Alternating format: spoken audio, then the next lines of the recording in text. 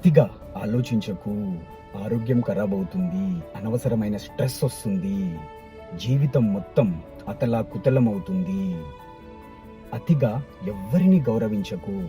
ఎందుకంటే దీనివల్ల నీ విలువను పోగొట్టుకుంటావు. నీ పైన వేరే వాళ్ళకి గౌరవం తగ్గుతుంది.